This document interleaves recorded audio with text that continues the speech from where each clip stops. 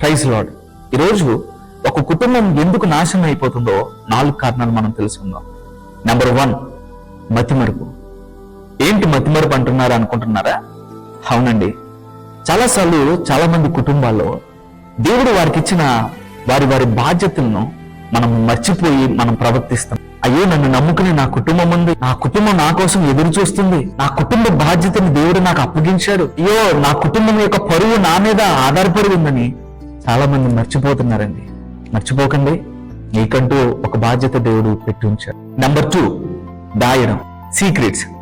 చాలా మంది ఫ్యామిలీస్ నాశనం అయిపోవడానికి ముఖ్య కారణం కూడా ఇదేనండి. కుటుంబ వ్యవస్థలో ఒక్కొక్కరికి ఒక్కొక్క రహస్యాలు వారికి ఉన్నాయి. భర్తకు తెలియకుండా భార్య దాయడం, భార్యకి తెలియకుండా భర్తకు దాయడం, తల్లిదండ్రులు తెలియకుండా పిల్లలు దాయడం. ఇలాగా కుటుంబ వ్యవస్థలో ఈ దాయడం వల్ల, ఈ సీక్రెట్స్ ఉండడం వల్లనే చాలా కుటుంబాలు నాశనానికి వెళ్ళిపోతున్నాయి. నెంబర్ 3, చెడు వ్యసనాలు, బ్యాడ్ హ్యాబిట్స్. చెడు వ్యసనాలు ఉన్నటువంటి కుటుంబాల్లో మనశ్శాంతి ఉండదు, సమాధానం ఉండదు, ప్రేమ ఉండదు.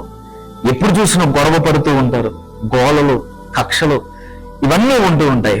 వీటికంటే ప్రాముఖ్యంగా వారు ఫైనాన్షియల్ గా వారి కిందకు పడిపోతూ ఉంటారు. మీరు కుటుంబానికి మీరు విలువనిచ్చేవారైతే దయచేసి చెడు వ్యసనాన్ని మీరు త్వరగా వదిలిపెట్టారు. నెంబర్ 4, డిసిప్లిన్ లేకపోవడం, క్రమశిక్షణ లేకపోవడం. అవునండి, క్రమశిక్షణ లేకపోవడం అంటే 5 గంటలకు లేవాలని నేను చెప్పట్లేదు.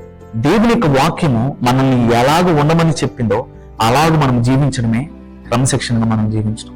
ఈ 4 విషయాలు మీరు మీ కుటుంబంలో సరి చేసుకున్నట్లయితే నిశ్చయముగా మీ కుటుంబం ఆశీర్వదించబడుతుంది. May God bless you.